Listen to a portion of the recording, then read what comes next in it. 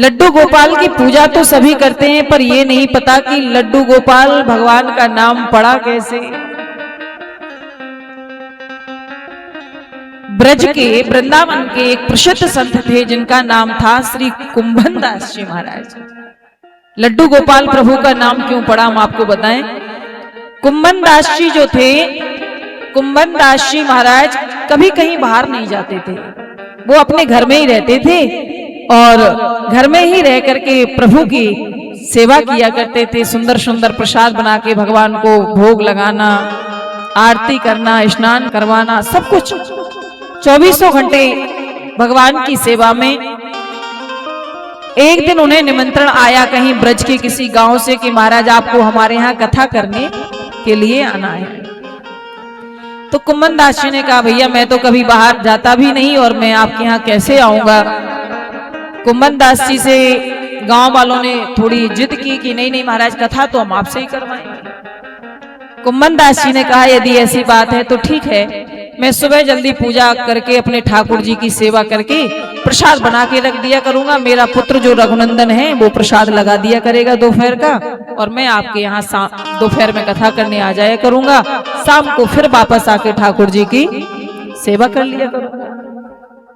कथा करने जैसे ही जाने लगे तो सेवा पूजा करके और दोपहर का भोजन बना के रख दिया। अपने बेटे रघुनंदन से कहा बेटा रघुनंदन दोपहर में भगवान को भोग लगा देना ठाकुर जी को।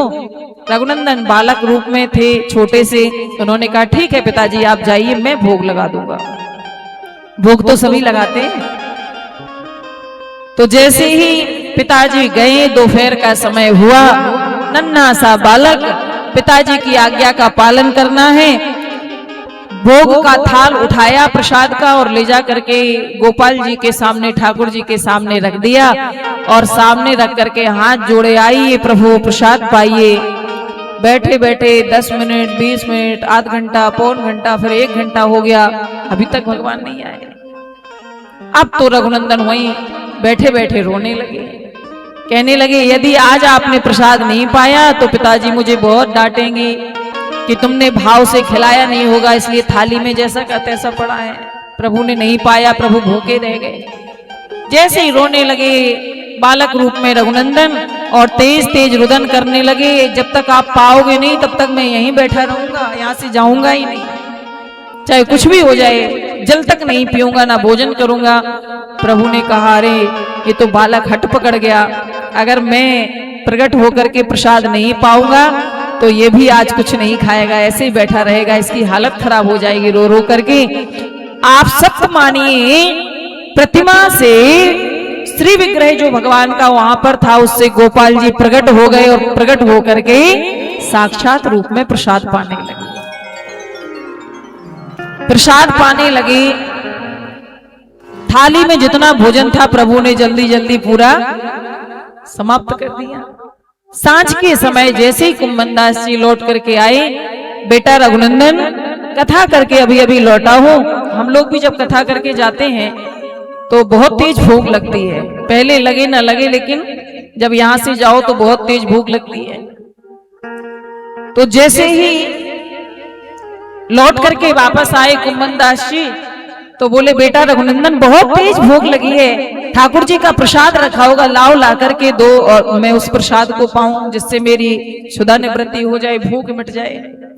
रघुनंदन जी ने कहा पिताजी प्रसाद भोजन तो पूरा कर लिया ठाकुर जी, उसमें तो कुछ भी शेष नहीं बचा।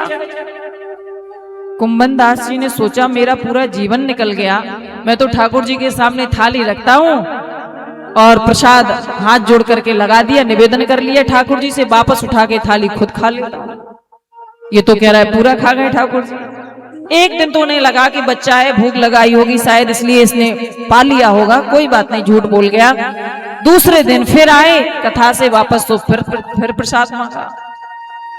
रघुनंदन जी ने कहा पिताजी मैंने कल भी आपको कहा था कि ठाकुर जी ने पूरा भोजन कर लिया, पूरा प्रसाद पा गए, कुछ भी शेष नहीं है।